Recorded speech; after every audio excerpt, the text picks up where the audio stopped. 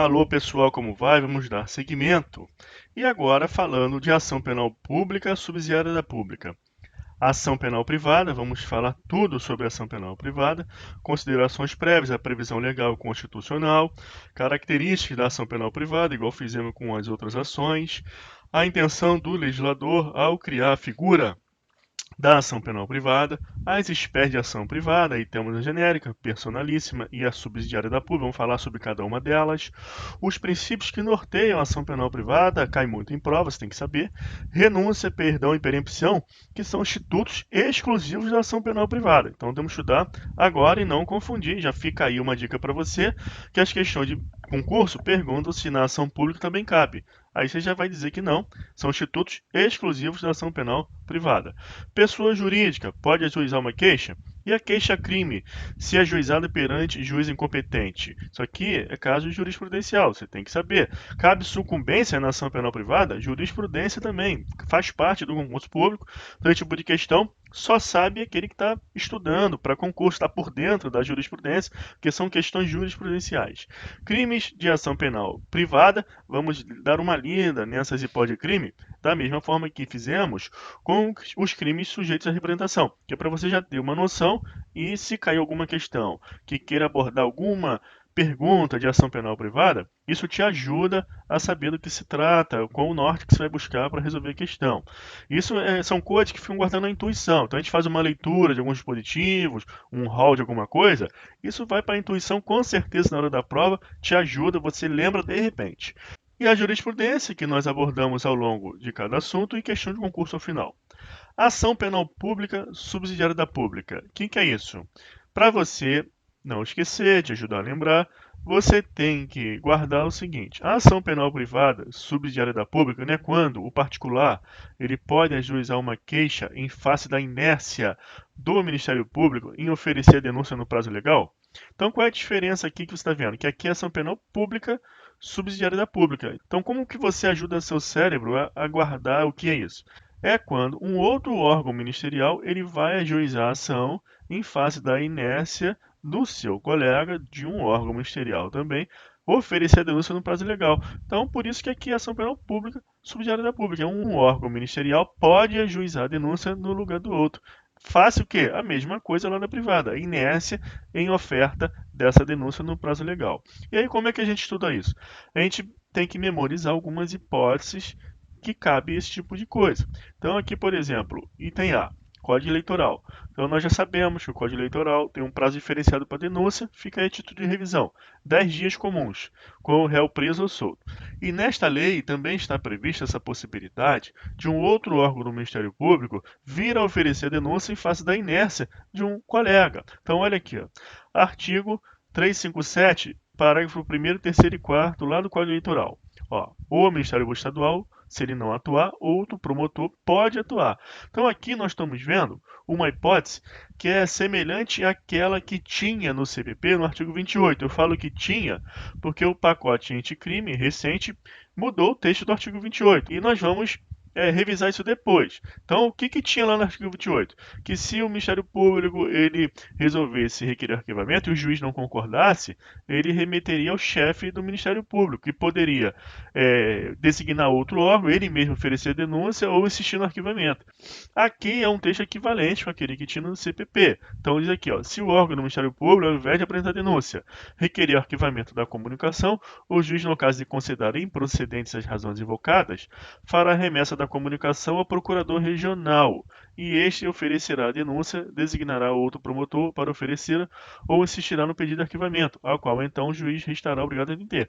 O juiz é obrigado a atender porque no sistema acusatório as funções são distintas. Então a função de acusar é do Ministério Público, a função de julgar é do juiz e a função de defender é do advogado e da Defensoria Pública. Então esses órgãos são essenciais à administração da justiça, como está lá na Constituição Federal. Então no sistema acusatório as funções são distintas. Então se o chefe ele está dizendo que é caso de arquivamento, insistiu, aí o juiz é obrigado a atender.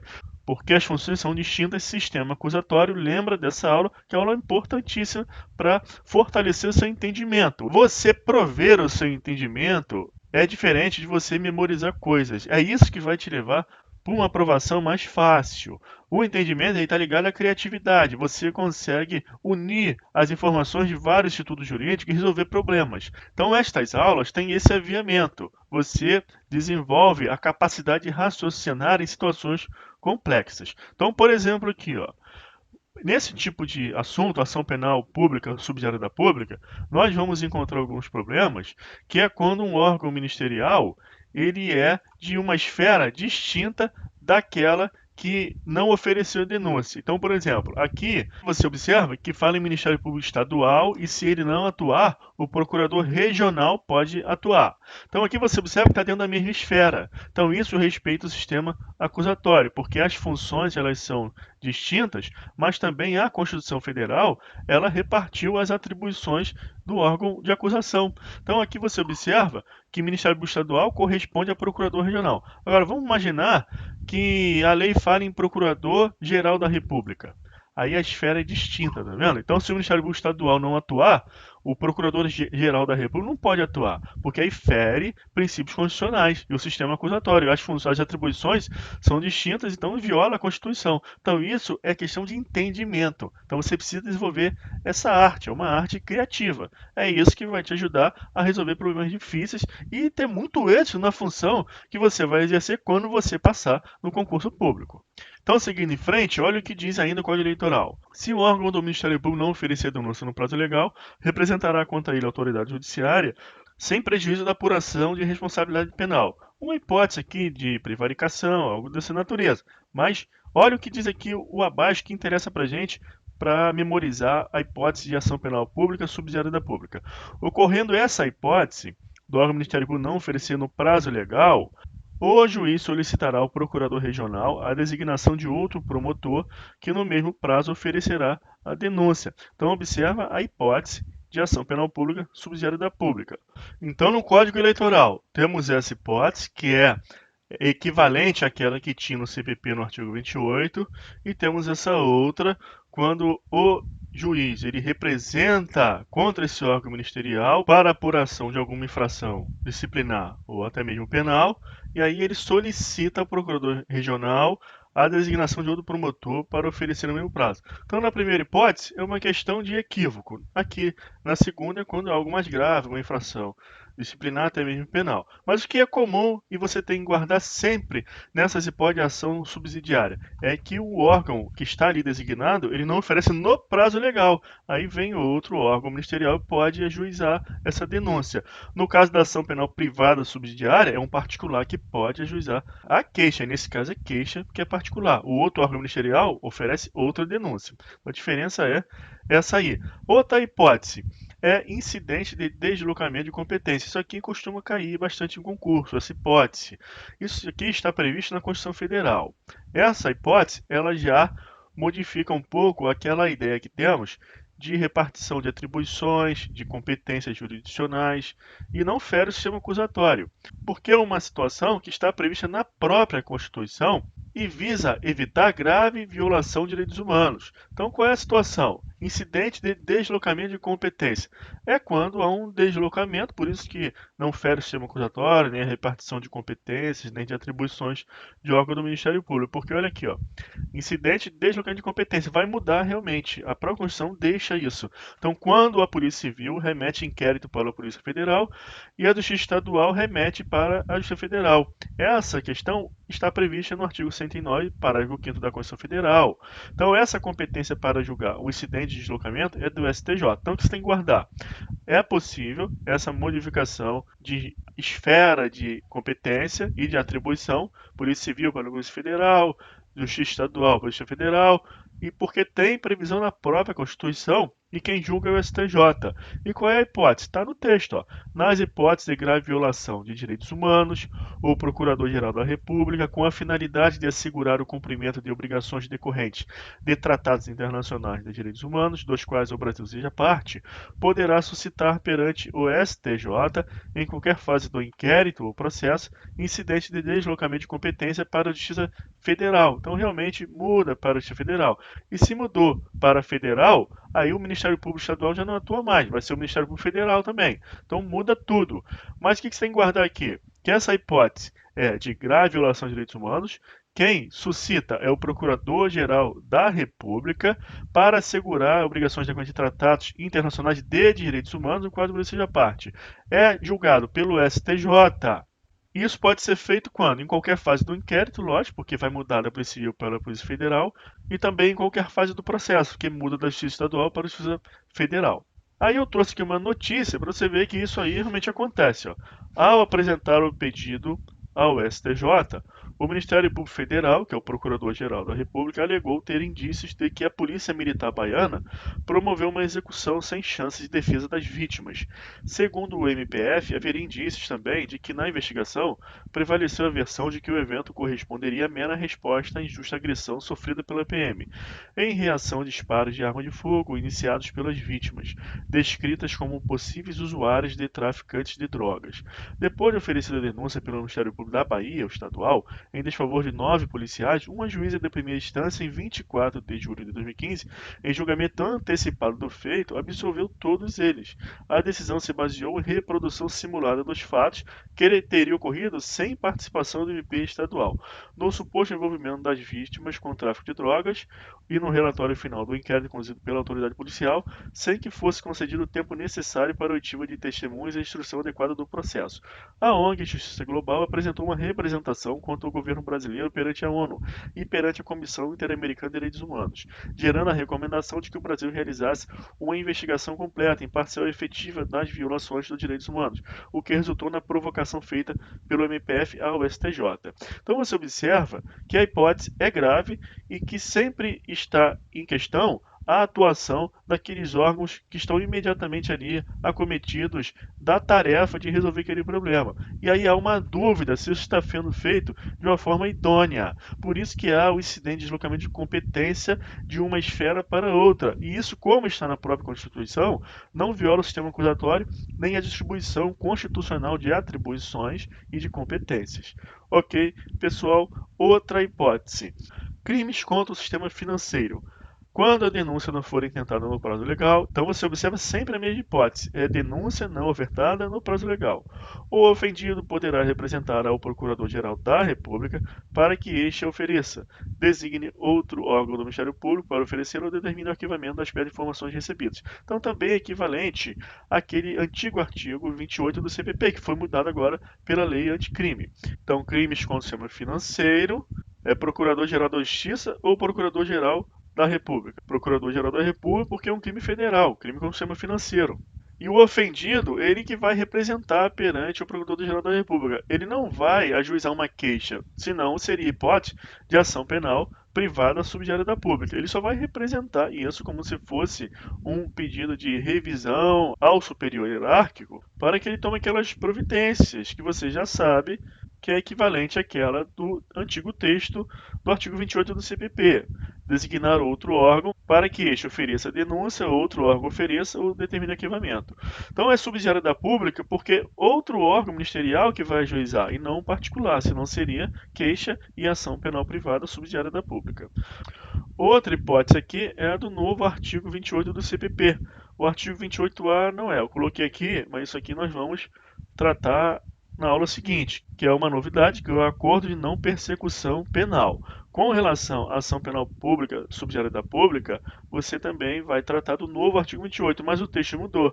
Agora a hipótese é de revisão ministerial.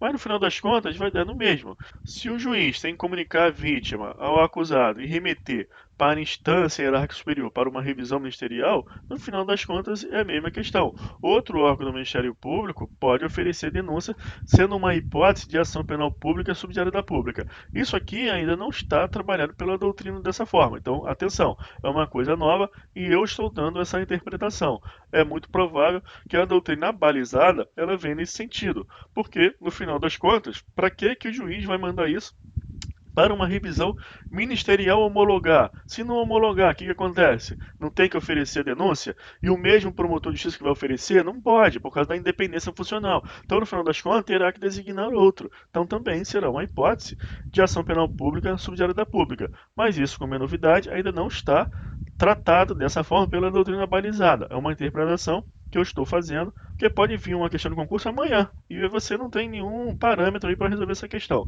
Então eu estou te dando essa interpretação agora, mas você põe aí uma interrogação, porque temos que esperar a doutrina escorreita falar sobre o assunto.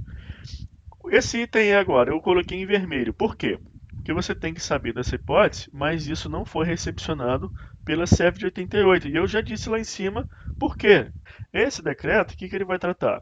De crimes comuns cometidos por prefeitos, mas também de crimes de responsabilidade. Então, essa hipótese aqui, se o Ministério Público não atuar, o Procurador-Geral da República atuará. Então, o que você observa aqui? Que o MPS não atuar, o MPF vai atuar? Não pode, porque a Constituição Federal, ela separa as atribuições dos órgãos de acusação. Então, não pode ter essa mudança se não está lá na Constituição, como está no incidente de deslocamento de competência. Aqui é um decreto anterior. Então, isso não foi recepcionado pela CEF de 88. A explicação é essa, tranquilíssimo, você não tem como errar. E outra coisa que eu tenho que dizer para você aqui, ressaltar, que esse decreto-lei, ele fala de crimes comuns cometidos por prefeito e crime de responsabilidade. Se fosse pós de crime de responsabilidade, aí a gente não poderia tratar dessa forma, porque aí não existe denúncia, porque é um crime político-administrativo. Então, essa situação se refere aos crimes comuns cometidos por prefeito e previsto nesse decreto. Com relação a isso, não foi recepcionado essa hipótese. Os crimes cometidos por prefeito existem? Estão lá? Estão. Mas essa hipótese aqui de mudança de esfera não existe. Os crimes de responsabilidade, tem lá? Prevalecem? Sim. Mas aí já não é caso de ação penal, porque não resulta em uma pena de natureza penal, uma prisão-pena, não tem. O que vai acontecer no crime de responsabilidade é a perda do mandato. Então é outro tipo de situação, porque é uma infração político-administrativa. Entendeu isso? Então vamos aqui ler. Ó. Se as providências para a abertura do inquérito policial ou instauração de ação penal não forem atendidas pela autoridade policial ou pelo Ministério Público Estadual, poderão ser requeridas ao Procurador-Geral da República. Aí é uma mudança de esfera, porque quem julga prefeito é o Tribunal de Justiça. Quem atua? O Ministério Público Estadual. Então não pode o MPF atuar nessa hipótese de omissão, porque aí fere as atribuições constitucionais do órgão de acusação. Ação penal privada. Agora entramos na ação penal privada. Vamos falar tudo sobre esse tipo de ação e eu preciso falar sobre umas considerações prévias aqui com vocês. Agora que você já assistiu todas as aulas prévias de ação penal, porque a aula seguinte será uma aula rápida, nós só vamos ler algumas regras esparsas do título 3 do livro 1 do CPP, que fala de ação penal, do artigo 24 a 62, e fazemos algumas atualizações com relação a esse pacote anticrime, porque a última aula meio de ação penal é essa, então você chegou no final. Então o que acontece? Agora, tudo que você já viu vai te ajudar a entender com muita facilidade o assunto ação penal privada. Esse é o primeiro ponto. Então, fica mais fácil. Então, você, primeiro aqui, ó, eu já peço a você ver a aula anterior. Porque nós vamos aplicar a ação penal privada o mesmo entendimento que nós vimos na ação penal pública condicionada à representação. Essa é a representação da ação pública condicionada. Então, você viu lá o prazo. Então, você assistir essa aula é a mesma coisa para ação penal privada. Sucessores, a mesma coisa. Menor antecipado, a mesma coisa. Representante legal e curadoria especial. Então, olha só quanta coisa a gente não vai ver agora. Porque você vai usar o mesmo entendimento que você viu na aula anterior. Com uma pequena observação com relação aos sucessores, na ação penal privada personalíssima, porque nessa não vai caber, nós vamos ver. Mas, de regra, você vai usar todo o conhecimento que nós vimos para a representação, essa condição específica de procedibilidade, lá na aula anterior, você vai usar todo o conhecimento aqui para a ação penal privada, de prazo, sucessores, menor emancipado, representante legal, curadoria especial. Fazendo esse adendo aqui nessa aula com relação à ação penal privada personalíssima, que não vai caber a figura dos sucessores, só isso. E uma coisa que você vai acrescentar, que a ação penal privada é um caso de legitimação extraordinária ou substituição processual. Muita gente erra isso na prova aqui porque não entende. E eu vou explicar para você agora, e você só vai acrescentar isso agora para a gente seguir vendo as regras de ação penal privada. O ius puniendi, ele é do Estado. Quem tem o direito de punir, ius puniendi, é o Estado. Então, quando o particular ele ajuiza uma queixa-crime, ele não visa a condenação para ele punir, ele visa a condenação para o Estado punir. Então, o direito é de quem? Do Estado. Se o direito é do Estado, o particular ele age em nome próprio, mas visando o direito de outro. do Estado de punir. Ele está agindo ele mesmo, mas visando o exercício pelo direito de outra pessoa, no caso, o ente estatal. Então isso aí é a hipótese de legitimação extraordinária ou substituição processual que você aprende lá no processo civil, em teoria geral do processo. Mas aqui, ó, nós estamos falando também no processo penal a mesma hipótese, que acontece também. Então a vítima age em nome próprio, mas para defender direito à lei do Estado, quem detém o monopólio do exponiente. Isso não se confunde com a titularidade da ação penal. O titular da ação penal, quem pode ajuizar a queixa, é o particular, mas é uma hipótese de substituição processual, porque o particular vai ajuizar essa queixa, mas visando o direito do Estado de punir. Ok, pessoal? Então é uma forma de legitimação extraordinária, que a legitimação ordinária é na ação penal pública. O próprio Estado, através do seu órgão de acusação, ajuiza uma ação. Mas por causa daquela situação da mens legislatórias que nós vimos, há uma concessão constitucional e legal para o particular ajuizar a queixa, na hipótese de ação penal privada subsidiária da pública e ação penal privada. A constitucional, que nós vamos ver, é porque a ação penal privada subsidiária da pública está prevista na Constituição. Então vamos seguir em frente agora, mostrando os artigos sobre ação penal privada, sobre queixa, que nós não vamos estudar, porque não tem mais aplicação. São os artigos 34, o 52, o 54. Porque esses dispositivos falam de uma maioridade civil que era prevista no Código Civil de 16. Então, por conta da maioridade civil ser, nessa época, com 21 anos, tinha que fazer esse adendo aqui com relação ao direito de queixa. Então, não tem mais aplicação. Tinha regras específicas para quem era maior de 18 anos e menor de 21. Então, agora, como a maioridade civil e penal, elas equivalem ambas com 18 anos, esses dispositivos 34, 52 e 54 perderam a aplicação. Ok? Seguindo, vamos ver a ação penal privada, previsão legal e constitucional.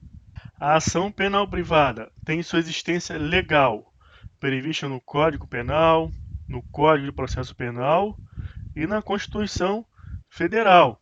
Na Constituição Federal, é a ação penal privada subsidiária da pública. O status é constitucional. Rol dos direitos e garantias fundamentais, artigo 5º, inciso 59. Será admitida a ação penal privada nos crimes de ação penal pública se esta não for intentada no prazo legal.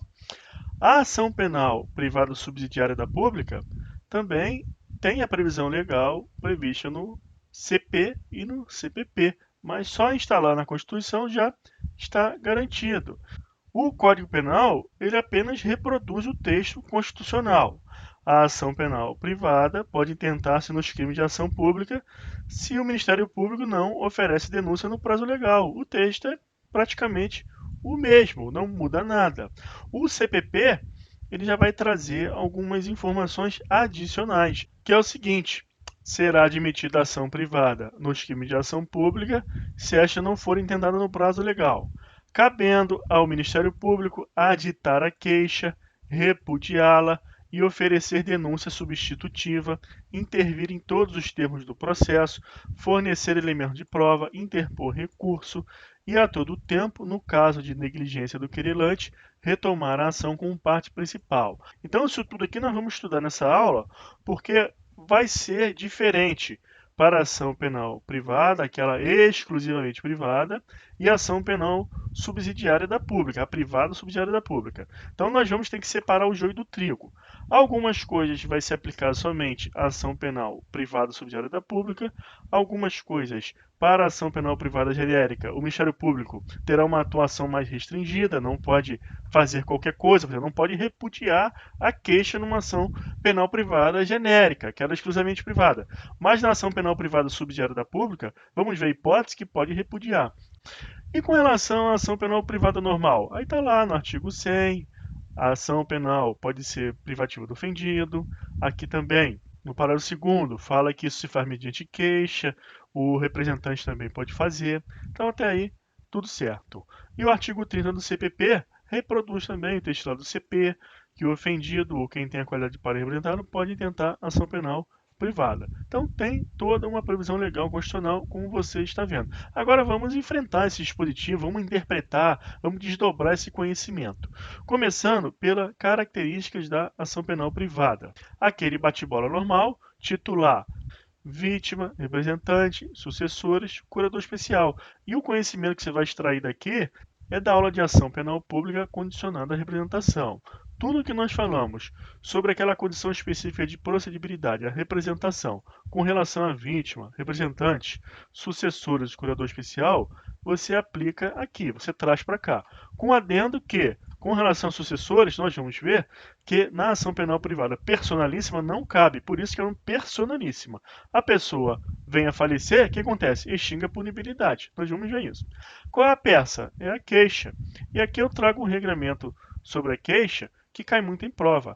A queixa poderá ser dada por procurador com poderes especiais, devendo constar do instrumento do mandato o nome do querelante e a menção do fato criminoso. Só que nós já falamos que é para fins de responsabilização por denunciação caluniosa. Então não pode um procurador sem poderes especiais nem ficar registrado que ele está lá com poderes especiais para ajuizar uma queixa em razão do crime que está sendo atribuído, de calúnia, injúria, difamação, e com o nome completo do querelante e a menção do fato criminoso, salvo quando tais esclarecimentos dependerem de diligências que devem ser previamente requeridas no juízo criminal.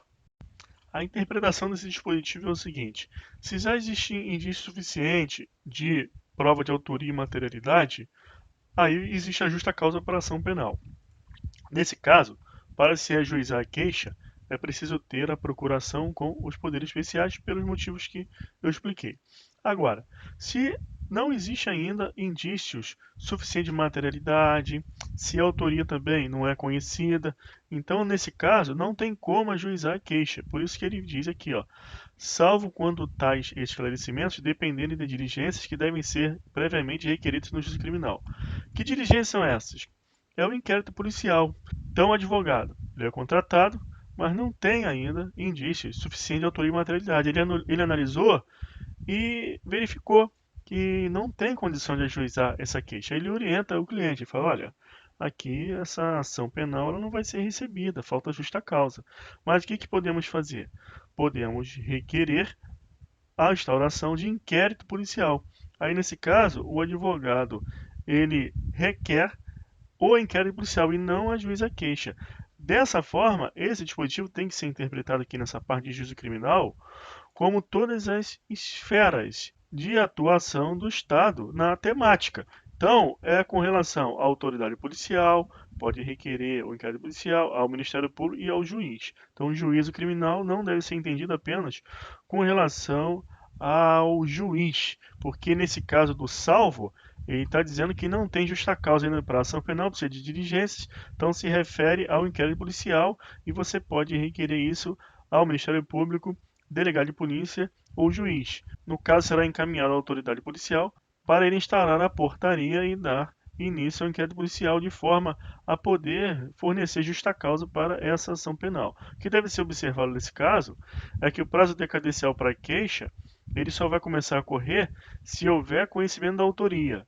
Se houver conhecimento da autoria aqui, mas não tem justa causa para ação penal, porque não há provas suficientes de autoria e materialidade, mas você sabe quem é o provável autor do fato, o provável culpado. Nesse caso, a decadência está correndo. Então, se esse inquérito policial demorar muito, se a autoridade policial pedir prorrogação, etc., vai perder o prazo, porque é um prazo que não se interrompe, não suspende, é peremptório, é material, você não pode esquecer disso.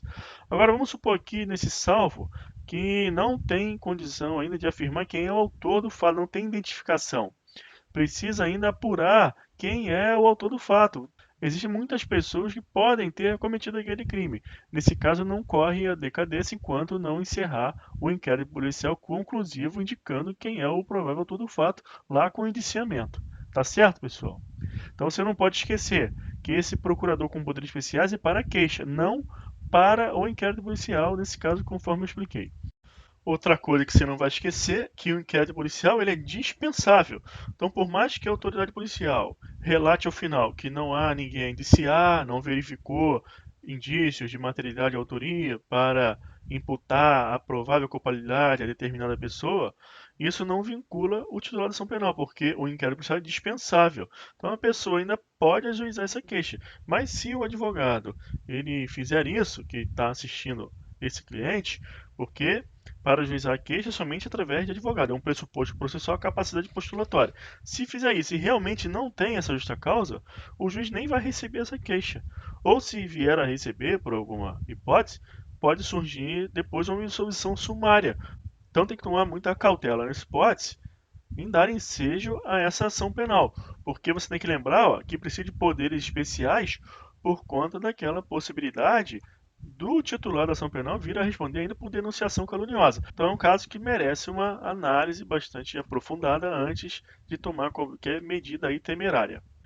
Aí eu trago aqui agora essa jurisprudência do TJRJ só para dizer a vocês uma situação casuística de que a pessoa não apresentou a procuração com poderes especiais, mas assinou a petição junto. Então a petição não está dizendo lá, queixa fulano de tal, no dia tal, dessa forma, cometeu o crime tal, capitulado no artigo tal, etc. Não está dizendo. Então, se assinou junto, é porque está sabendo qual é o crime, qual é a imputação e tudo mais. Então, esse caso supre a ausência de procuração formal nos autos. Então, quando a vítima assina a queixa juntamente com o procurador, não há necessidade de se juntar ao julgamento do mandato. Essa é a jurisprudência do TJRJ, mas é um entendimento pacífico nacional. O prazo é decadencial de 6 meses contados do conhecimento da autoria. Aqui eu botei salvo a PPP, só que é ação penal privada personalíssima. No caso da ação penal privada personalíssima, o termo acordo contrário de prazo não é do conhecimento da autoria, tá certo? É do transjugado da sentença que anula o casamento. Então nós vamos ver isso aí mais à frente, quando estivermos estudando essa ação específica. Partes. É um detalhe, na ação penal privada existe a figura do querelante e querelado e não tem condição específica de procedibilidade, não tem representação nem requisição. Meios legislatórios, qual foi a intenção do legislador ao criar a ação penal privada? Mesmo caso aqui da representação, por conta do strepito judice, o escândalo processual, a exposição da situação no processo, que é público, pode criar um constrangimento maior do que o próprio crime supostamente cometido e sofrido. Também por causa da produção da prova. Como o crime ele é de âmbito privado, a pessoa tem mais condições de produzir essa prova, porque são crimes que geralmente acontecem em âmbito doméstico, âmbito íntimo, âmbito reservado. Então a vítima ela tem melhores condições de produzir essa prova do que a autoridade policial, que para apurar os fatos teria que devasar a privacidade ainda de outras pessoas. Então imagina aqui uma situação de uma injúria cometida numa festa de família, estava lá o pessoal, etc. A pessoa tem uma condição melhor de produzir essa prova do que a autoridade policial, então ela produz direto. Interesse direto da vítima. Por exemplo, para haver injúria e calúnia e difamação, a vítima precisa se sentir injuriada, caluniada, difamada. Então, interesse direto da vítima. Aquilo que pode injuriar uma pessoa, caluniar outra e difamar o terceiro, pode não acontecer com uma quarta pessoa, que ela pessoa, não, isso aí para mim não senti nada com isso. Mas você se sente injuriado, então vai variar de pessoa para pessoa a depender das circunstâncias, ok? Então é um interesse direto da vítima, fica esse exemplo aí para o seu entendimento. Espécie de ação penal privada. Lá no início das aulas de ação penal, eu coloquei esse organograma. Então agora aqui, nós já estudamos ação pública, incondicionada, condicionada, requisição, representação, já estudamos a pública subsidiária da pública, aí no início dessa aula, já estudamos essas outras espécies de ação penal, a popular, a hipótese de ação penal adesiva, a de prevenção penal e a secundária. Já estudamos tudo isso. Está faltando mesmo a ação penal privada. E quais são as espécies? A genérica ou comum, personalíssima e subsidiária da pública. É isso que nós vamos estudar nessa aula, e essas são as espécies. Começando então com a ação penal privada genérica, também é chamada de exclusivamente privada, comum, principal ou propriamente dita. Permite a sucessão por morte ou ausência. Então agora você entende por que dessa classificação da genérica e comum e da personalíssima. Porque a subsidiária da pública ela é bem específica. Agora essas duas se confundem um pouco. Então, por que criou-se esses nomes, genérica, o comum e a personalíssima? Somente por causa dessa diferença mesmo. Porque na comum pode haver sucessão por morte ou ausência, e na personalíssima não. É só por causa disso, nós vamos ver por que agora. Não permite a sucessão por morte ou ausência. A personalíssima não permite. Porque o Código Penal, no único crime que é de ação penal privada personalíssima, ele diz o quê? Que a queixa somente pode ser dada pelo contraente enganado. Então é a lei que diz que é personalíssima. Não pode outra pessoa, não pode ter sucessor. Então, nesse caso específico, guarda aí, ó, a morte e a ausência da vítima extingue a punibilidade do autor do fato. Guarda isso, cai muito em prova. Então, na ação penal privada personalíssima, não existe a possibilidade de sucessão, porque o crime, que é o único crime de ação penal privada personalíssima, que é contrair casamento, induzindo em erro essencial o outro contraente, ocultando-lhe impedimento que não seja casamento anterior. Então, um exemplo aqui que a doutrina costuma dar é daquela situação de que a Maria casou com João. E nessa relação ficou acordado que somente após o casamento poderia haver relações sexuais. E aí, chegando lá no dia da lua de mel, etc., o João, na verdade, ele não é João, ele é Fátima, que fez um tratamento hormonal, etc., mas não chegou a fazer uma cirurgia, então não tem o órgão genital apropriado para essa conjunção carnal que a Maria esperava. Então, esse casamento foi contraído mediante induzimento e erro essencial, porque o João, na verdade, não era João, era Fátima, e não tinha lá o órgão necessário para atender às expectativas de Maria após o casamento. Então, esse exemplo torna bem claro a situação do meios legislatórios que eu expliquei, do streptus judice. O titular da ação penal, aqui a Maria, ela pode não querer expor essa situação. Entretanto, esse crime, ele é de ação penal privada e personalíssima e só o contraente enganado pode ajuizar. E o termo acordo do prazo decadencial ele muda, porque ela só pode ser intentada após o trânsito julgado da sentença que, por esse motivo, anulou o casamento. Então, o termo acor nesse crime, nesse tipo de ação, só vai correr do trânsito julgado. Então guarda isso, porque quando cai em concurso, as pessoas erram, porque é a exceção da exceção. Então essa hipótese também de morte dessa vítima, ele extingue a punibilidade do autor do fato, e como eu disse, só existe um crime, que é o do 236, que é induzimento em erro essencial, ocultação de impedimento, e não esquece que o termo acorda a contagem do prazo decadencial, ele é diferenciado, só começa a contar do trânsito julgado da sentença que anulou o casamento. Ação penal privada subsidiária da pública, também chamada de supletiva e secundária, tem um prazo para ser ofertada. Qual é o prazo da ação penal privada subsidiária da pública? É de 6 meses a contar do prazo final da oferta da denúncia. Ela não é ofertada quando o Ministério Público não oferece denúncia no prazo legal? O prazo não é de 5 e 15 dias? Então, quando começa a contar o prazo para essa queixa? Fim do prazo do Ministério Público. Então, esse é o termo acor. E qual é o termo de quem? São 6 meses, decadenciais, prazo material e peremptório, não se interrompe nem se suspende. Então você observa que a hipótese é única, é não intentada a denúncia no prazo legal. Então o que você já tem que excluir aí? Quando o Ministério Público requer o arquivamento. Requerer o arquivamento, ele trabalhou, então não é hipótese dele não ter ofertado denúncia no prazo legal. Quando o delegado de polícia ele remete o inquérito policial ao juiz e o juiz dá vista ao MP, o MP ele tem o prazo de 5 a 10 dias para ofertar a denúncia, a depender do indiciado preso solto. Mas também ele pode requerer novas diligências, se for imprescindível ao seu juízo, e também pode requerer o arquivamento. Se esse arquivamento for requerido e o inquérito ele for arquivado, pode o juiz ou a vítima solicitar uma revisão ministerial para homologação. Esse dispositivo ele está, inclusive, suspenso pelo ministro do STF, Luiz Fux. Então ainda não tem eficácia. De acordo com o texto anterior, o que acontecia? O juiz ele remetia ao chefe do Ministério Público que poderia designar outro membro, ele mesmo ofertar a denúncia ou insistir no arquivamento. Então observa que quando há o requerimento de arquivamento, está havendo trabalho, não está tendo inércia.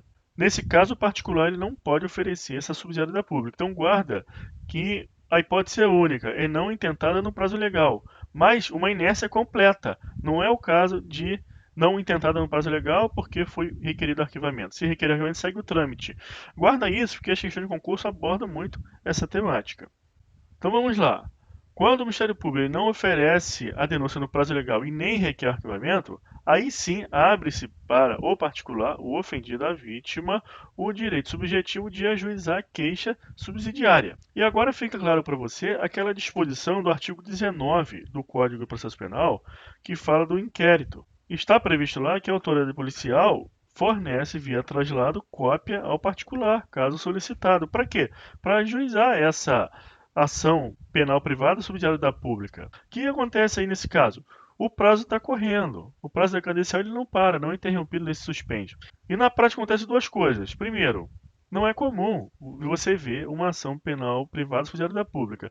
E segundo, se isso vier a acontecer, já é um motivo para o Ministério Público ajuizar a denúncia. O ofendido, a vítima, comparece à delegacia de polícia e faz lá o requerimento de cópia do traslado do inquérito policial. Feito isso, há uma movimentação interna corpore e o Ministério Público faz denúncia. Porque esse prazo do Ministério Público, eu repito, ele é impróprio, não gera efeitos processuais. O promotor ele vai oferecer denúncia a qualquer tempo depois, uma vez verificado que houve uma tal omissão. Então, na prática, essa movimentação interna corpore vai acontecer, o MP vai oferecer denúncia e o juiz vai analisar se recebe ou rejeita, segue normal. O prazo fatal para o Ministério Público oferecer denúncia é a prescrição do crime. Aí, nesse caso, não tem como mais oferecer essa denúncia. Se vier a ser ofertado, o juiz vai rejeitar, porque falta o interesse de agir. Aí, esse promotor de justiça, ele está com problemas, realmente, de ordem disciplinar e, eventualmente, penal. Então, entendida essa parte, vamos agora destrinchar esse dispositivo aqui. Para facilitar, a metodologia é o seguinte, eu vou dar esse destaque aqui nos verbos e vou colocar em paralelo os outros dispositivos conexos que tratam da mesma temática, que falam do aditamento e intervenção do Ministério Público na ação penal privada genérica. E esse aqui que fala do prazo para aditamento. Então, para facilitar a sua mente, organizar as informações para o seu concurso, o que você guarda aí? Que o prazo para aditamento na ação penal privada subsidiária da pública e na ação penal privada genérica é o mesmo, é com base no 46 para o segundo, é de 3 dias. Então, 3 dias é o prazo para o Ministério Público editar, contado da data em que o órgão receber os autos. Ok? Se não se pronunciar nutrido, entender-se-á que não tem que editar prosseguindo nos demais termos do processo. Então, com relação ao prazo, nada muda. E com relação a esses verbos aqui, ou seja, o que o Ministério Público pode fazer em uma e o que pode fazer em outra, aí a gente precisa conversar. E para isso, eu já tenho que adiantar um assunto para você, um tópico aqui desse assunto, ó. Princípios da ação penal privada, que é esse aqui, ó, o princípio da indivisibilidade. Nós vimos que a ação penal pública tem princípios, então vimos lá, iodo, que é transcendência, indisponibilidade, obrigatoriedade, divisibilidade e oficialidade. O da ação penal privada é a indivisibilidade, oportunidade, disponibilidade e intranscendência. Então é iode, é quase iodo, né? Iode, indivisibilidade, oportunidade, disponibilidade e intranscendência. Agora eu só preciso que você preste atenção nesse aqui, indivisibilidade. Por esse princípio, o particular na queixa não pode suprimir coautor. Todas aquelas pessoas envolvidas no crime contra a qual ele se insurge, que ele quer ver resolvido, devem figurar no polo da acusação, no polo passivo da queixa. Ele não pode escolher contra quem ajuizar a queixa. Ele não pode escolher aquele que deve sofrer a pena. Por quê? O processo não é meio de vingança. Então a lei, ela já trouxe o artigo 48 para evitar esse tipo de situação. A queixa contra qualquer dos autores do crime obrigará o processo de todos e o Ministério Público velará pela sua indivisibilidade. Então agora vamos voltar lá para cima. O que acontece? Aqui a gente está tratando de ação penal privada subsidiária da pública, mas o crime é de ação penal pública. Só que o Ministério Público não ofereceu a denúncia, o particular oferece a queixa. Então observa que aqui eu tenho um verbo que é editar a queixa. E aqui também, quando é ação penal privada genérica, eu tenho editar. Então o que você vai observar aqui? Que nesse editamento, o Ministério Público vai incluir aqueles coautores independente da vontade do particular. Então esse editamento é para incluir coautores. E também para incluir o quê? Circunstâncias, outros crimes que o particular ele não atentou. Então ele faz isso independente da vontade particular. Lembra que eu falei que quando o Ministério Público não oferece a denúncia, o artigo 19 autoriza este solicitar ao delegado de polícia a cópia por traslado desse inquérito para ele poder oferecer essa queixa subsidiária? Então vamos pegar esse exemplo, essa hipótese. Se por um acaso o particular ele não observa o relatório do delegado de polícia, o indiciamento, aqueles crimes que foram colacionados ali, as circunstâncias, e ele parcela, ele não coloca aquilo tudo que pode agravar a pena. O Ministério Público também pode aditar nesse aspecto objetivo, com relação aos crimes, às circunstâncias. E também vamos supor que o particular não inclui todos os coautores. O Ministério Público também adita nesse aspecto subjetivo. Então, o que consiste esse aditamento do 29? É incluir coautores e também outros elementos objetivos que agravam a pena, que podem vir a agravar a pena, outros crimes e outras circunstâncias não colocadas. Agora aqui, para já traçar a diferença. Esse aditamento na ação penal exclusivamente privada. Pode fazer isso? Não pode, porque ao particular é dado escolher qual crime que ele vai imputar a alguém. Ele pode ter sofrido vários crimes, mas ele pode escolher, por exemplo, somente injúria, somente calúnia, somente difamação, apesar de ter sofrido os três.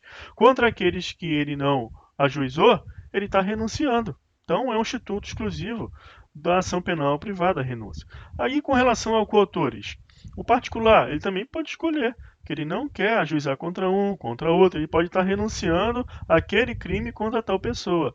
Nesse caso, o Ministério Público não pode aditar. Mas a gente não viu aqui que essa ação penal privada, exclusivamente privada, ela é indivisível por causa do artigo 48. A queixa contra qualquer dos autores do crime obrigará o processo de todos. E o Ministério Público velará pela sua indivisibilidade? Não vimos isso? Então, o que vai acontecer nessa ação penal privada genérica? Se o Ministério Público observar que o particular ele está renunciando com relação a um, ele vai instar esse particular a incluir todos. Se ele não fizer, o que acontece? A renúncia a um se estenderá a todos. Assim, a queixa ela é indivisível. Então, tanto na subsidiária da pública quanto na exclusivamente privada. Só que o procedimento do MP em cada qual é distinto. Na subsidiária da pública, ele adita direto, independente da vontade particular, e na exclusivamente privada, ele insta o particular a incluir. Caso não inclua, ele vai requerer a extinção da punibilidade com relação a todos, por causa da renúncia. A renúncia estende-se a todos.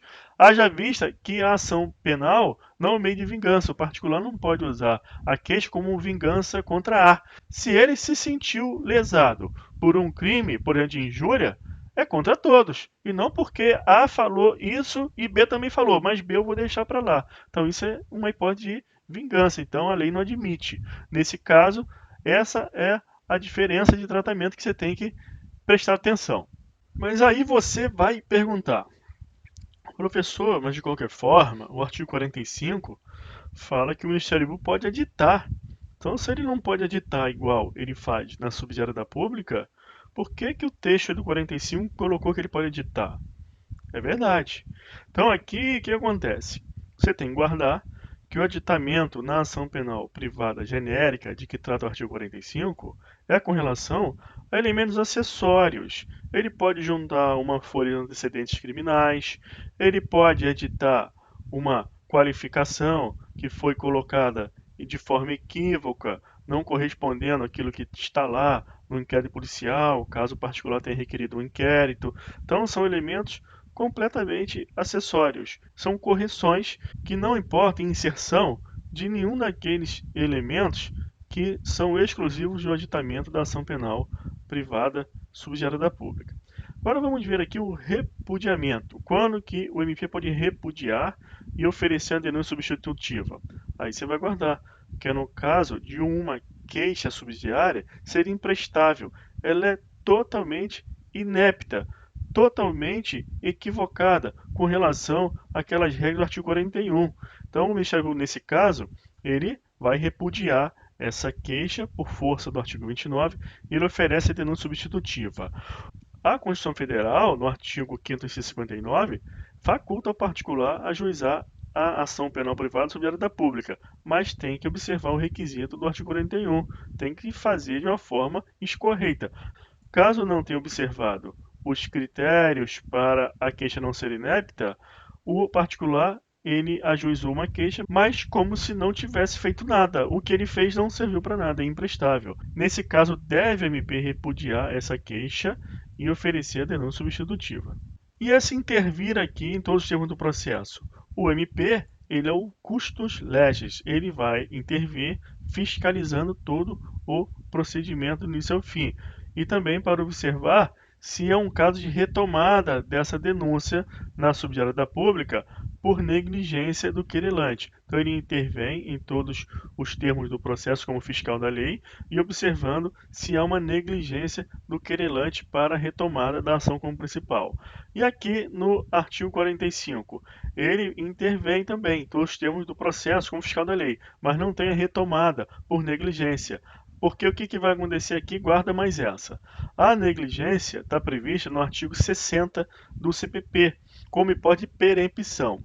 A perempção é a hipótese de extinção da punibilidade, conforme artigo 107 do Código Penal. Preste atenção, como que vai acontecer uma perempção num crime de ação penal pública? Não tem como. Senão, o acusado ele terá a punibilidade extinta. Então, por isso que as soluções aqui são diversas. Se houver uma negligência do particular numa ação penal privada genérica, tudo bem. Perempção, negligência e extinção da punibilidade. Agora, nesse caso aqui da subsidiária da não tem como. Então, negligência, perempção para o particular, mas sem o efeito da extinção da punibilidade. Aí o MP vai e retoma a ação como principal. Essa é a solução. Com relação ao recurso, você vai observar a mesma explicação do aditamento. Aqui, o MP pode recorrer em caráter meritório, mas também como fiscal da lei. Um exemplo é a sentença que o juiz condena o acusado a determinados anos de reclusão, mas coloca um regime que não corresponde ao regime previsto em lei. E daí é uma questão de ordem pública, ele recorre como fiscal da lei. E no mérito, ele entender que o recurso deve ser feito por erro em judicando do magistrado, ele não concorda com aquela decisão, mas é questão de entendimento e ele recorre da decisão.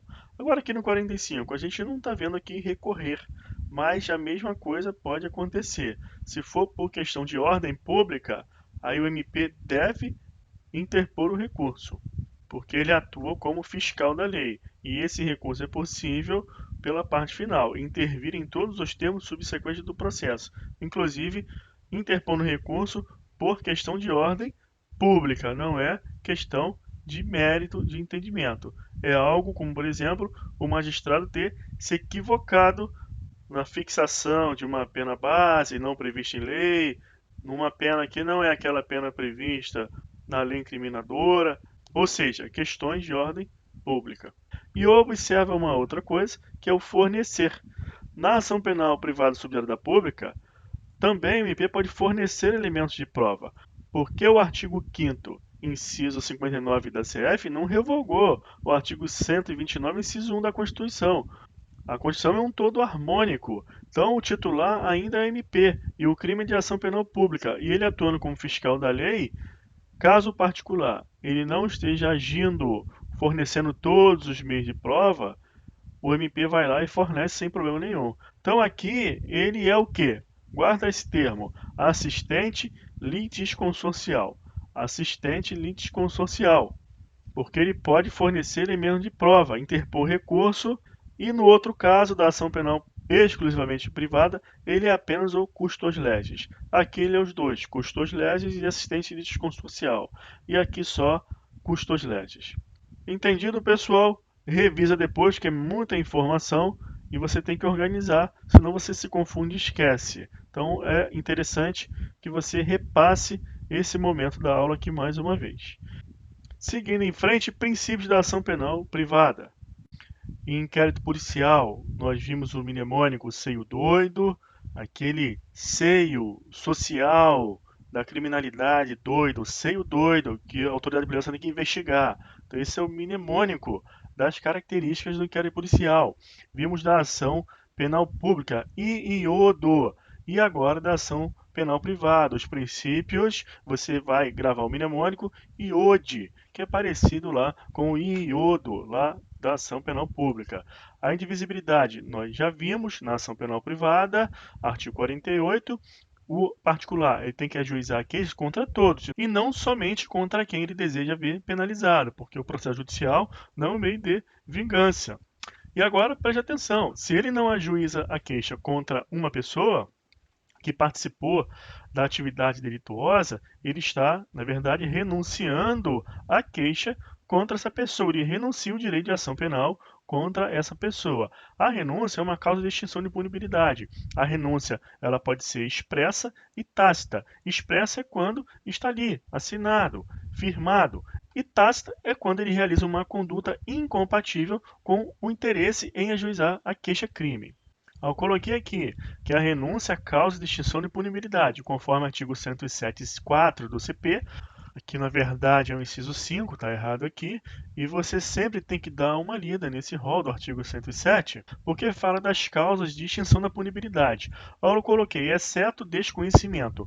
Por que exceto desconhecimento? Porque o particular ele pode não saber que existem outros coautores. Se ele não sabe, ele não está sequer renunciando, porque ele não vai renunciar contra quem ele desconhece. Daí o Ministério Público, na figura do custos legis, ele vai notificar o particular para incluir essa pessoa. E se ele não quiser, aí sim ocorrerá a renúncia, que se estende a todos os outros, independente da vontade dos acusados, dos indiciados, dos autores do fato. A renúncia é um ato unilateral. Aí vamos ver aqui uma jurisprudência. Tratando-se de ação penal privada, o oferecimento de queixa-crime somente contra alguns dos supósitos autores e partícipes da prática delituosa, com exclusão dos demais envolvidos, configura hipótese de violação ao princípio da indivisibilidade, artigo 41, implicando por isso mesmo renúncia tácita ao direito de querela, artigo 49, cuja eficácia extintiva da punibilidade estende-se a todos quantos alegadamente hajam intervindo no suposto cometimento da infração penal, artigo 107.5 é a renúncia, com o artigo 104, que fala literalmente que o direito de queixa não pode ser exercido se renunciado expressa ou tacitamente. Ambos os dispositivos aqui do Código Penal. Princípio da oportunidade, também chamado de princípio da conveniência, porque o particular ele só ajuiza a queixa se ele quiser. Então, o princípio da oportunidade, ou também chamado da conveniência, porque é da sua conveniência ajuizar a queixa ou não. O titular da ação privada não é obrigado a ajuizar a queixa. Então, daquela data que o particular tem conhecimento da autoria da prática delituosa e ele deixa correr o prazo, não oferece a queixa, vai ocorrer a decadência. Ele não praticou nenhum ato incompatível com o direito de queixa, não saiu para beber chopp com o autor do fato, também não renunciou expressamente, então é só a decadência mesmo. Agora, praticou um fato incompatível com o direito de exercer queixa, foi lá ver o futebol junto lá com um camarada, é incompatível, não quer exercer a queixa contra ele, é uma renúncia. Só que aqui, ó, salvo a PPSP, salvo ação penal privada subsidiária da pública. Isso não acontece na ação penal privada subsidiária da pública, extinguir a punibilidade por decadência ou por renúncia, porque o crime naturalmente é de ação penal pública e seria algo bastante contraditório e ilógico acontecer uma coisa dessa. Você vai lembrar que o termo acordo, o prazo decadencial na subsidiária da pública é diferente, vai contar do término do prazo do Ministério Público para oferta da denúncia e também que a renúncia a essa queixa não gera extinção da punibilidade do agente. Princípio da disponibilidade. O princípio da disponibilidade tem a contrapartida na ação penal pública, que lá o princípio é o contrário, da indisponibilidade. E você lembra que pela indisponibilidade, o promotor de justiça não pode desistir da ação penal e não pode desistir do recurso. Aqui na ação privada pode, por isso que o princípio é o da disponibilidade. Então, com base nesse princípio, que são passíveis os institutos da perempção e do perdão.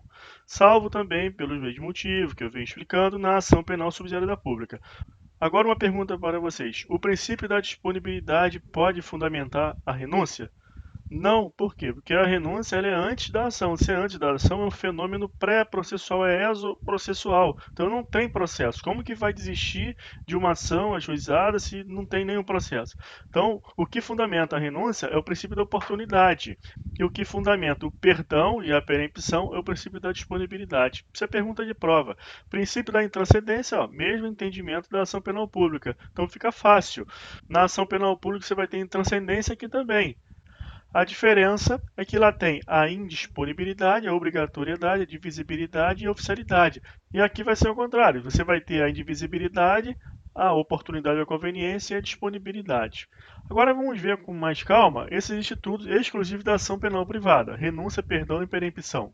A gente já vem falando sobre esses institutos ao longo da aula, então agora fica mais fácil. A renúncia está prevista no Código de Processo Penal e no Código Penal. Vamos ver as regras do processo penal, depois a gente vai para o CP, para o Código Penal. Artigo 49, eu já falei, a renúncia ao exercício do direito de queixa em relação dos autores do crime a todos estenderá. A renúncia expressa constará de declaração assinada pelo ofendido por seu representante legal ou por procurador. Aí você guarda esse final com poderes especiais.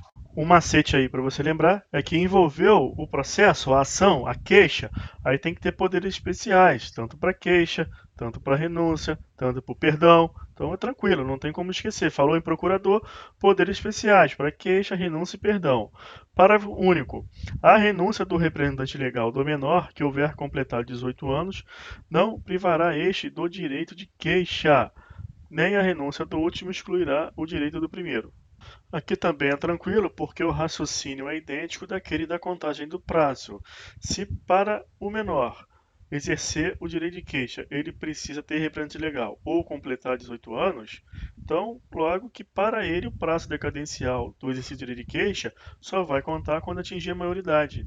Lógico que ele só pode renunciar um direito que ele só vai ter quando completar a maioridade quando ele atingir essa condição. Então, isso aqui é uma regra óbvia, mas o legislador resolveu colocar a fim de evitar interpretações desavisadas e confusões processuais. Então, é uma regra esclarecedora, mas é bastante óbvio. Agora vamos para o Código Penal. Artigo 104. O direito de queixa não pode ser exercido quando o renunciado expressa ou tacitamente. Mesma coisa. Parágrafo único.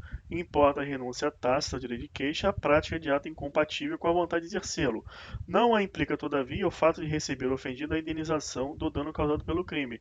Você só vai lembrar aqui daquela exceção da composição dos danos civis feito lá no Juizado Especial Criminal, porque aquela composição de danos civis, que é o acordo feito entre ofendido e autor do fato, antes da ação penal, esse acordo importa em renúncia ao direito de queixa, é uma exceção. Agora umas perguntas aqui básicas, extraídas a partir de questões de concurso. Você respondendo essas perguntas, aquele bate-bola, já é o estudo para você resolver isso na prova. Decorre do princípio da oportunidade ou disponibilidade, a renúncia? Olha que você tem que pensar, que a renúncia ela é antes do processo. Se o princípio da disponibilidade fala em desistência da ação, como que você vai afirmar que a renúncia decorre do princípio da disponibilidade? Não pode. Então decorre do princípio da oportunidade, porque como ele não é obrigado a ajuizar, ele pode renunciar. Então decorre do princípio da oportunidade.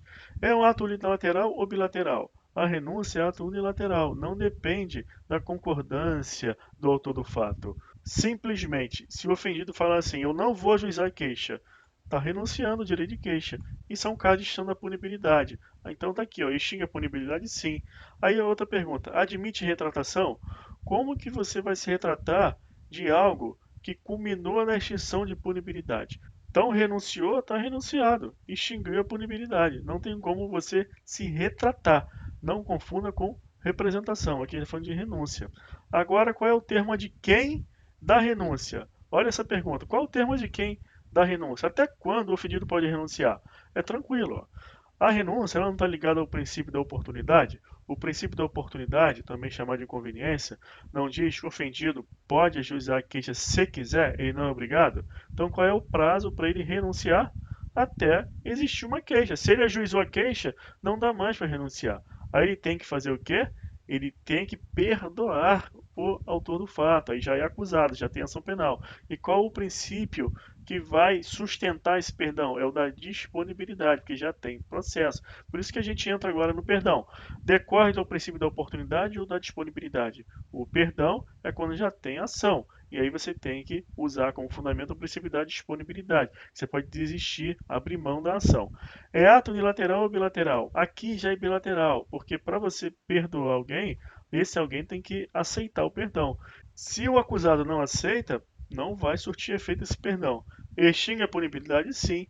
Admite retratação? Não, porque é um caso de extinção da punibilidade. Então, extinguiu a punibilidade, acabou, não tem como voltar atrás. E qual é o termo de quem? Até quando o ofendido ele pode perdoar o acusado?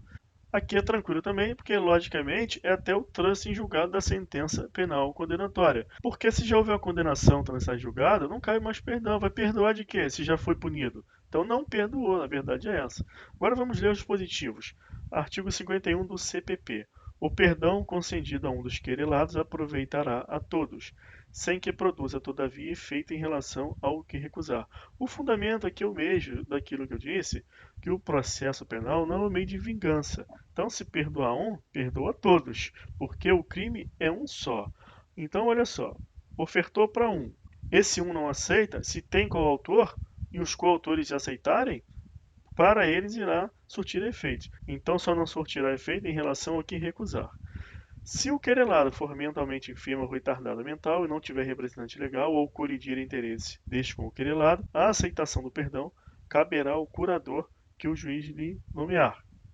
O perdão poderá ser aceito por procurador. Aí é aquela mesma coisa, poderes especiais, é tranquilo. Tem ação penal, tem queixa, já está no processo? Tem que ter poderes especiais para queixa, renúncia e perdão. 56. Aplicar-se ao perdão extraprocessual expresso o disposto no artigo 50. O artigo 50 trata da renúncia e diz que a renúncia expressa constará em declaração assinada pelo ofendido representante legal ou procurador com poderes especiais e vai aplicar a mesma regra aqui para o perdão. E também lá no artigo 50 tem um parágrafo único que fala que o perdão oferecido pelo representante legal não obsta o perdão a ser oferecido pelo menor assim que completar a maioridade. Então, o representante legal, ele resolveu ajuizar a queixa e perdoou, a extinção da punibilidade dar-se-á com relação ao representante legal. Com relação ao menor, o ofendido, ele precisa completar os 18 anos, resolver ajuizar a queixa, e aí ele pode perdoar ou não, porque o prazo decadencial para o menor só começa a correr com a maioridade. Senão seria uma contradição legislativa lógica, uma contradição lógica. Imagine o seguinte, o representante legal, ele tem lá um entendimento com o autor do fato. Aí ele diz que ele pode renunciar ao direito de queixa.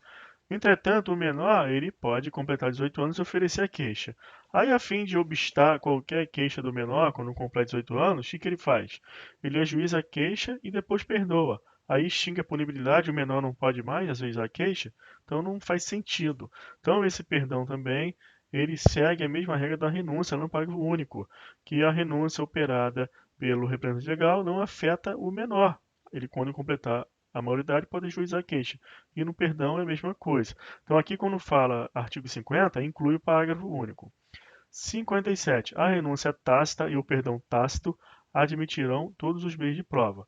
E esse dispositivo exige que você trabalhe em conjunto com o artigo 61 aqui, parágrafo único. Porque o perdão é uma causa de extinção de punibilidade. Então, sempre que alguém alegar uma causa de extinção de punibilidade, você aplica o 61. O que diz? Em qualquer fase do processo, o juiz, se reconhecer extinta a punibilidade, deverá declará-lo de ofício. Parágrafo único. No caso de requerimento do MP, do querelante ou do réu, o juiz mandará autuá-lo em apartado, ouvirá a parte contrária e, se julgar conveniente, concederá o prazo de 5 dias para a prova, proferindo decisão dentro de 5 dias ou reservando-se para apreciar a matéria na sentença final. Então vamos lá. O perdão tácito e a renúncia tácita admite-se todos os meios de prova. Então, houve alegação de perdão ou renúncia tácita, o juiz ele irá fazer o quê? Mandar ouvir a parte contrária, se julgar conveniente, concede prazo de 5 dias para a prova, porque admite-se todos os meios de prova, e proferirá decisão também em 5 dias ou julgará na sentença final. Então você trabalha com o artigo 57 em conjunto com 61 e parágrafo único. 58. Concedido o perdão mediante declaração expressa nos autos, o querelado será intimado a dizer, dentro de 3 dias, se o aceita, devendo ao mesmo tempo ser cientificado de que o seu silêncio importará a aceitação. Isso aqui é muito importante, cai muito em concurso. Então, o ofendido foi lá no processo, peticionou através do seu advogado, que deseja perdoar o acusado. Como o perdão ele é bilateral, depende da aceitação, o juiz ele mandará o quê? acusado dizer se aceita dentro de 3 dias. Se ele não falar nada, vai aceitar tacitamente, então importa a aceitação. Isso tem que estar constando na intimação. Parágrafo único. Aceito o perdão, o juiz julgará extinta a punibilidade, como sempre, caso de extinção de punibilidade. Artigo 59. A aceitação do perdão fora do processo constará de declaração assinada pelo querelado, pelo representante legal ou procurador com poderes especiais. Ele não está falando que é um perdão antes do processo, porque antes do processo não é perdão, é renúncia. Se já tem processo, esse extraprocessual, ele está dizendo que é fora lá do Poder Judiciário, na rua, é fora do processo. Então você tem que aplicar aquela regra da declaração assinada pelo ofendido, representante legal ou procurador com poderes especiais. E também lá a regra do parágrafo único. Aqui você observa que ele fala em querelado. E lá em cima, quando nós falamos do artigo 50, lá fala querelante. O perdão, como é bilateral, tem que ter assinatura dos dois. Artigo 61, parágrafo único, nós já falamos. E agora vamos ver as regras constantes do Código Penal, que no final das contas é a mesma coisa, serve mais para você fixar o conhecimento. Artigo 105. O perdão do ofendido nos crimes em que somente se procede mediante queixa obsta ao prosseguimento da ação. Então aqui opera o princípio da disponibilidade, porque já tem ação.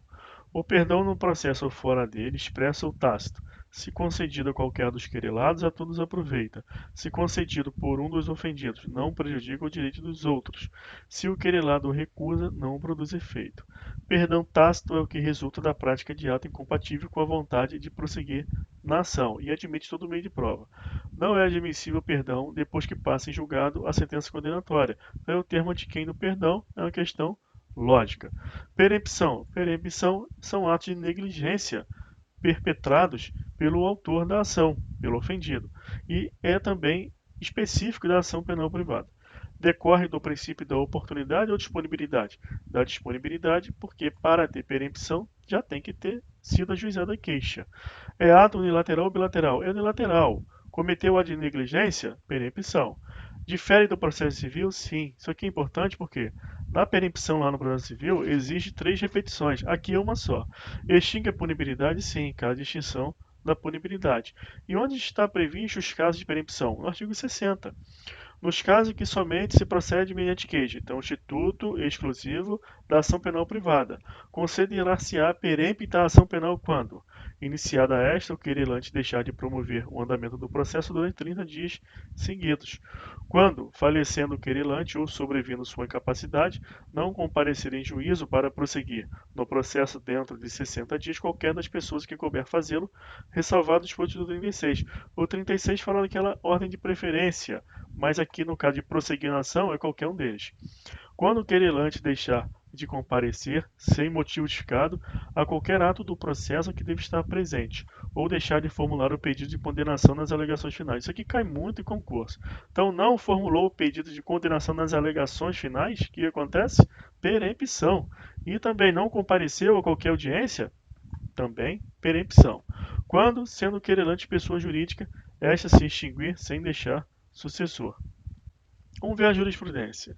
Na ação penal pública de titularidade do Ministério Público, não tem cabimento os institutos da renúncia, do perdão e da perempção, logo o mesmo entendimento se estende à ação penal privada subsidiária da pública. Aqui, ó, tranquilinho.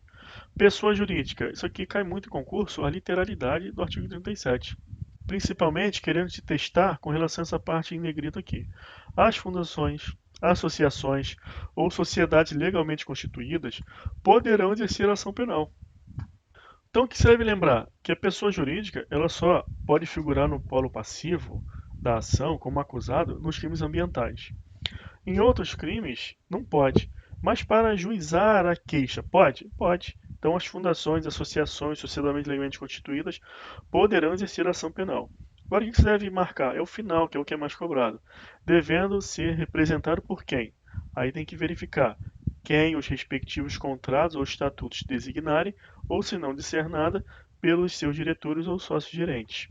Queixa-crime ajuizada pelo juiz incompetente. Obsta a decadência? Ou não, ou vai continuar a correr o prazo. Mesmo que a queixa-crime tenha sido apresentada perante juiz incompetente, o seu simples ajuizamento é suficiente para obstar a decadência. Sucumbência na ação penal privada. Isso aqui é caso jurisprudencial importante e quando cai em prova, muita gente erra. Então você vai acertar. Aplica-se na ação penal privada o disposto no artigo 82 do Código de Processo Civil, devendo o vencido arcar com os ônus de sucumbência conforme a interpretação extraída no artigo 3º do CPP. Então essa jurisprudência é de 2004. Então, o Código de Processo Civil modificou, agora é de 2015. Então, esse artigo aqui estava falando de 73. Mas não importa. O artigo 3º do CPP, ele fala que o processo penal admite a interpretação analógica. Então, você vai aplicar o correspondente do CPP de 2015. Crimes de ação penal privada. Agora é apenas aquela ciência do rol de crime de ação penal privada, porque são muito poucos. Então, é bom para você trabalhar a sua intuição. Lá no Código Penal, crime contra a honra, ressalvadas as hipóteses de ação penal secundária. Qual é a ação penal secundária?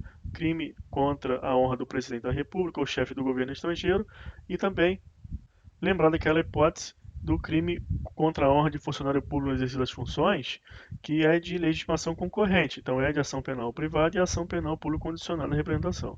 Esbulho possessório sem violência. Aqui também, dano simples é de ação penal privada ou também o qualificado por motivo egoístico. E outro crime, introdução ou abandono de animais em propriedade alheia. 179 parágrafo único, fraude à execução, violação de direito autoral, também de ação penal privada, induzimento a erro essencial e ocultação de impedimento é ação penal privada, mas é aquela personalíssima. E o 345 parágrafo único é o exercício arbitrário das próprias razões sem violência. Então tem que prestar atenção. Esse aqui que é sem violência, sempre sem violência, e o outro sem violência também que é o esbulho possessório. Então são esses aqui, é bom você estar sempre dando uma olhadinha, porque isso faz você ganhar tempo também na hora de resolver prova. E às vezes o tempo você percebe que é pouco. Então isso aqui são macetes para você ganhar tempo, pelo menos. Hora da luta agora, pessoal. Vamos treinar, que é muito importante. 2019, recente, é o promotor de justiça. A doutrina que entende que nos casos de incidente de deslocamento de competência, na hipótese de haver ação penal em curso perante a Justiça Estadual e sendo deferido o deslocamento de competência para a Justiça Federal, haveria uma ação penal pública subsidiária da pública. Perfeito, é isso mesmo. 2019, investigador. Ao ofendido ou a quem tenha qualidade para representá-lo, caberá intentar a ação pública subsidiária da pública. Falso. Aqui estaria certo se ele falasse ação penal privada subsidiária da pública. Aí pode o ofendido ou quem tenha capacidade para representá-lo. 2019. Técnico.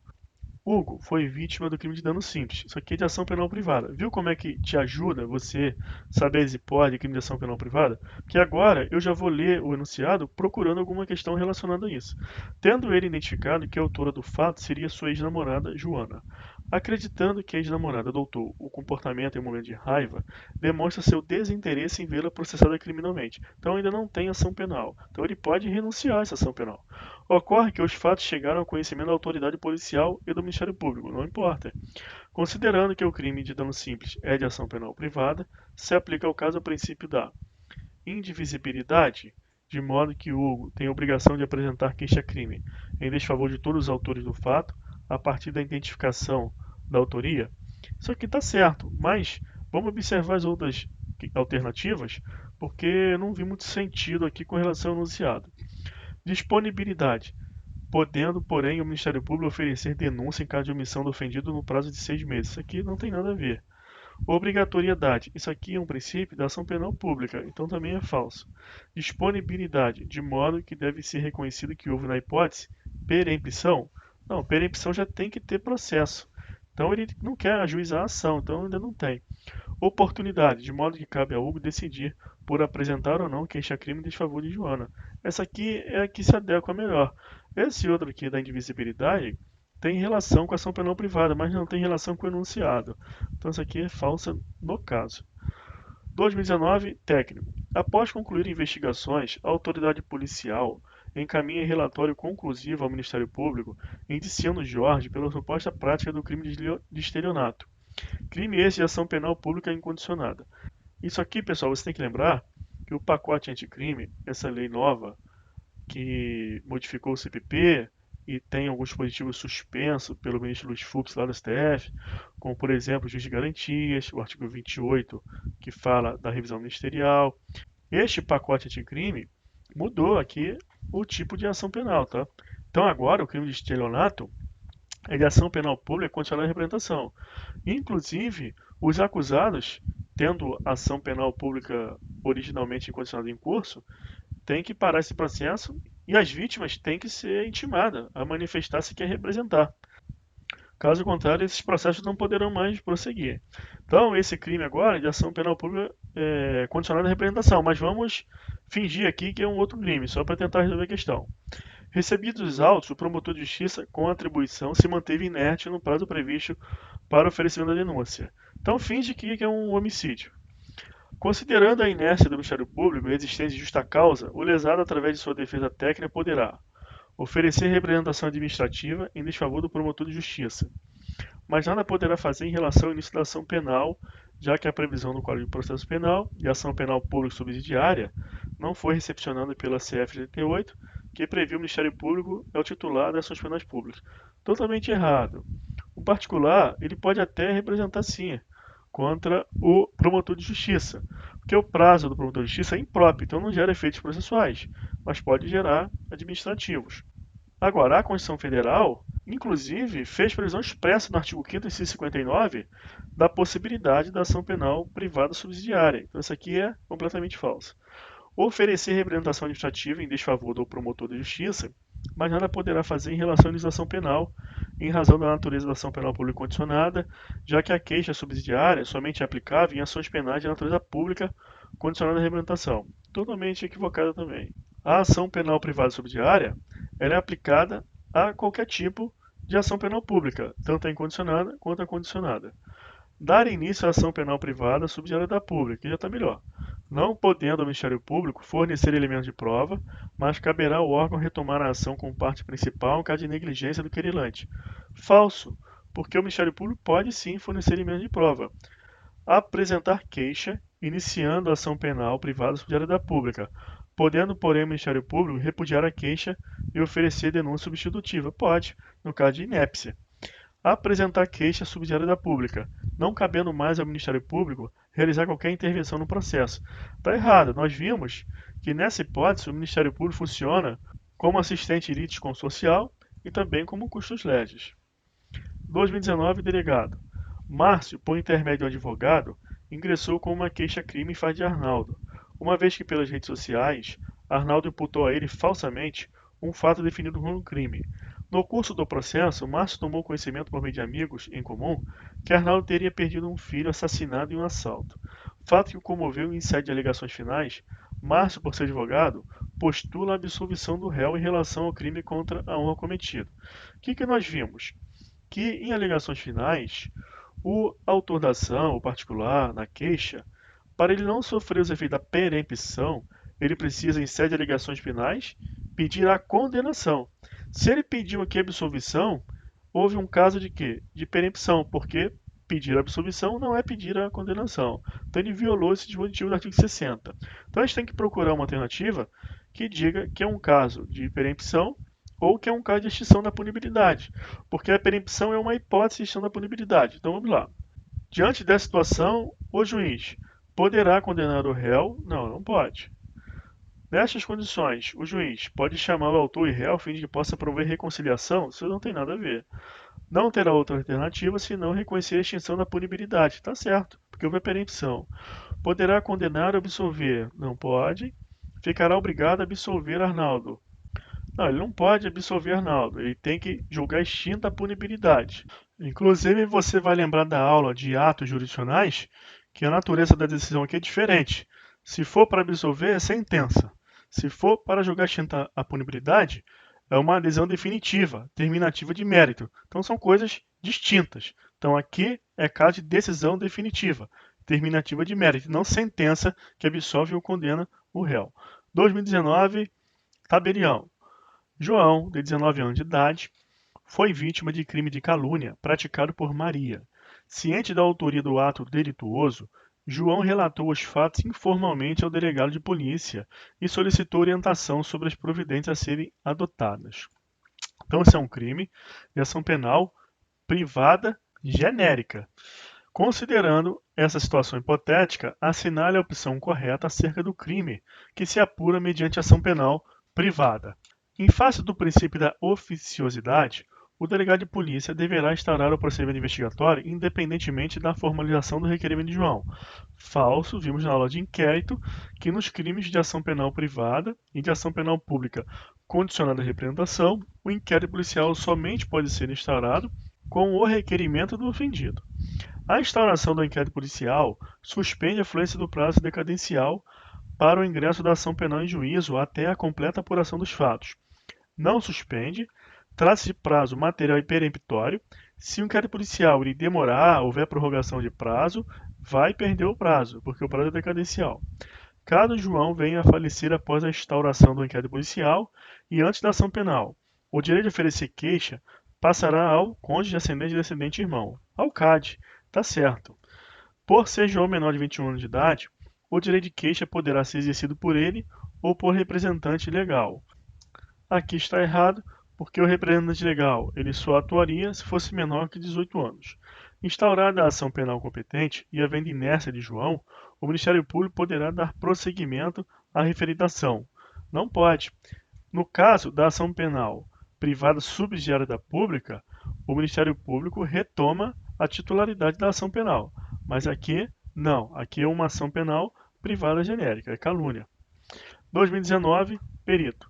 A representação é retratável até o recebimento da denúncia pelo juízo. Se a revisão é falso, a retratação da representação é até o oferecimento da denúncia. No caso da Lei Maria da Penha, uma exceção, porque se dará até o recebimento da denúncia.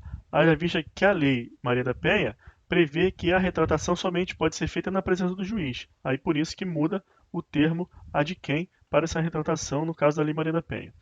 Ao ofendido ou quem tenha qualidade para representá-lo, caberá intentar ação penal pública subsidiária da pública. Nada a ver, está errado.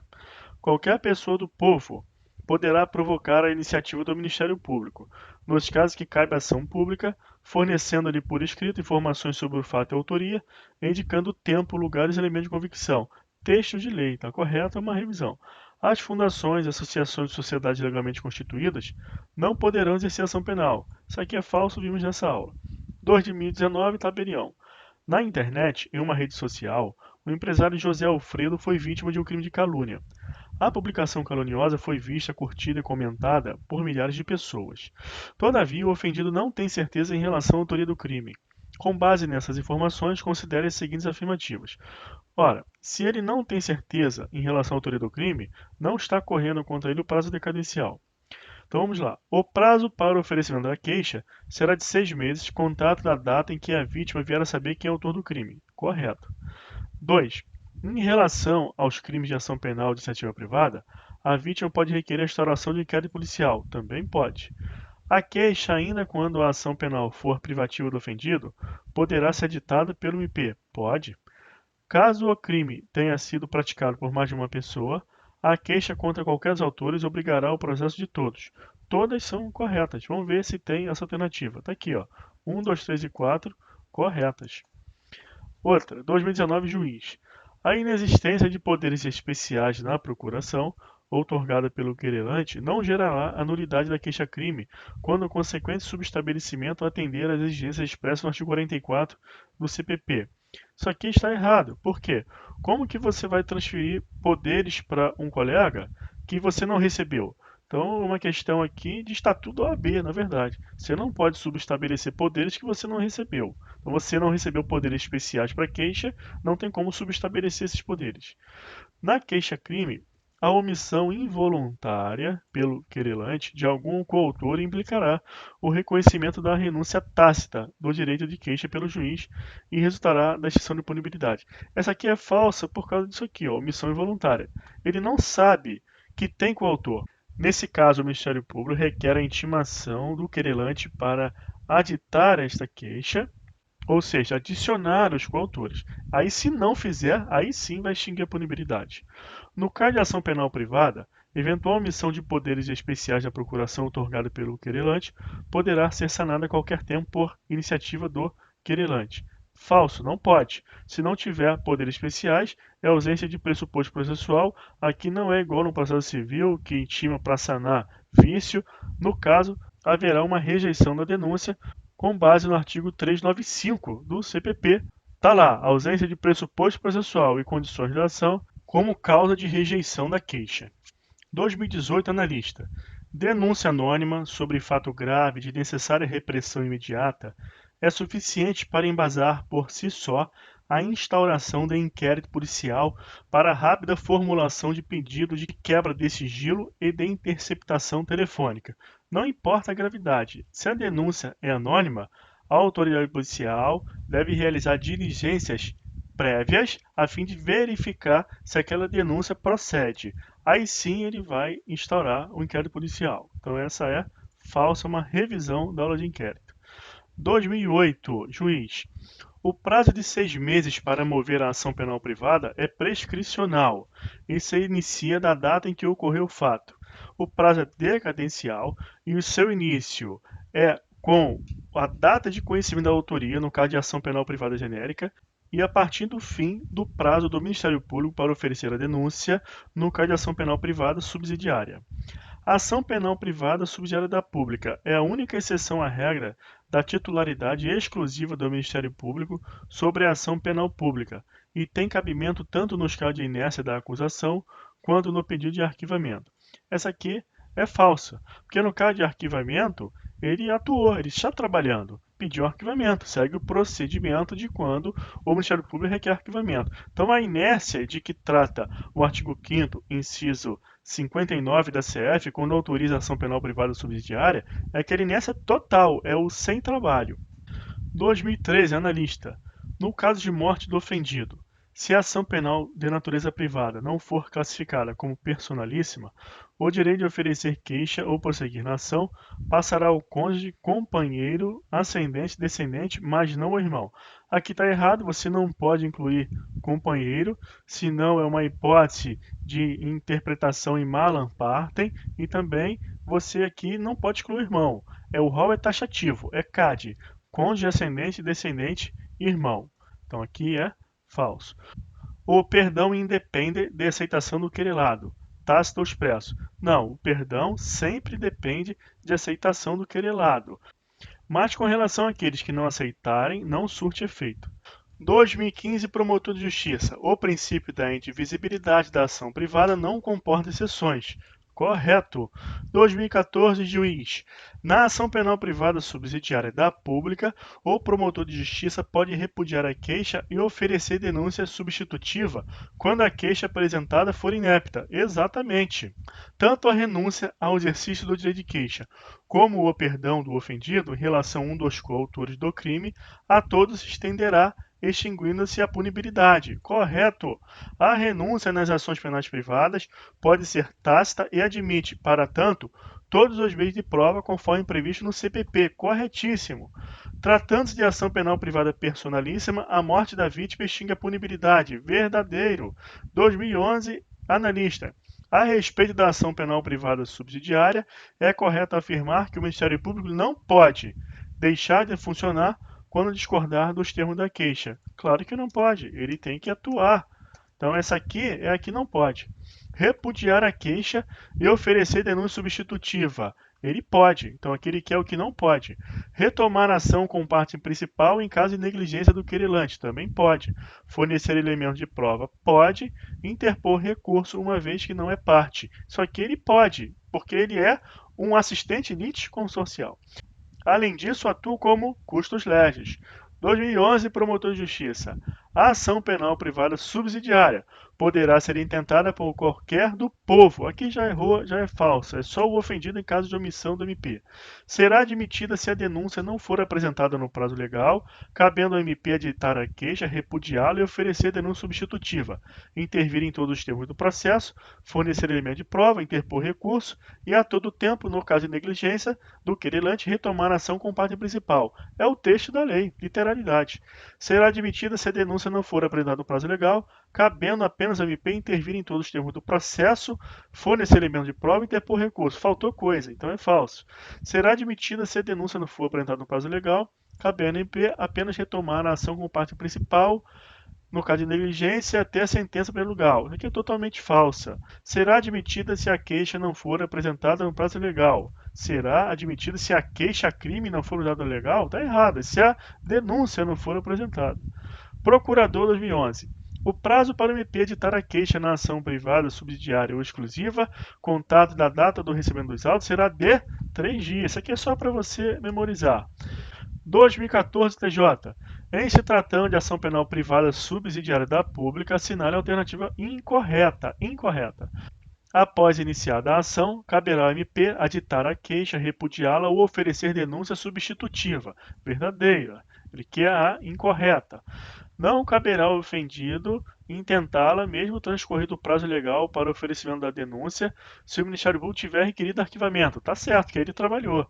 Poderá ser interposta pelo ofendido nos crimes de ação pública, se esta não tiver sido intentada no prazo legal, e ainda ficar comprovada a total inércia do Ministério Público. Tá certo. Essa total inércia é quando ele não faz nada.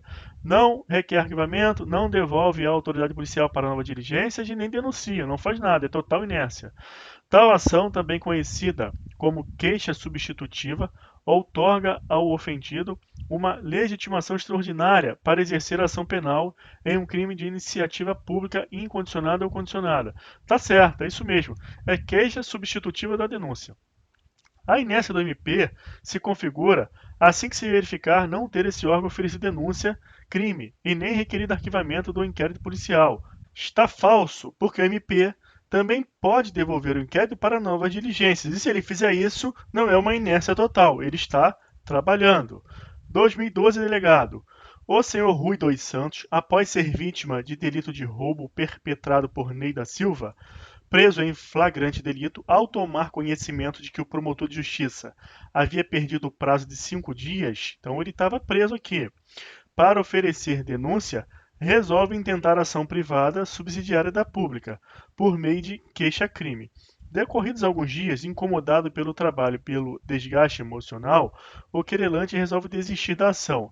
Esta medida acarretará decadente de ação, perempção da ação está muito genérico, não falou nada, extinção da punibilidade também não, renúncia tácita, retomada da titularidade da ação pelo Ministério Público, que já atuava como assistente litisconsorcial.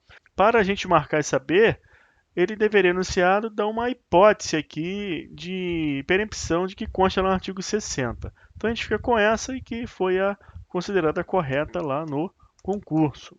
Então é isso, pessoal. Encerramos aqui mais essa etapa e vamos para a aula seguinte, que é a última aula de ação penal.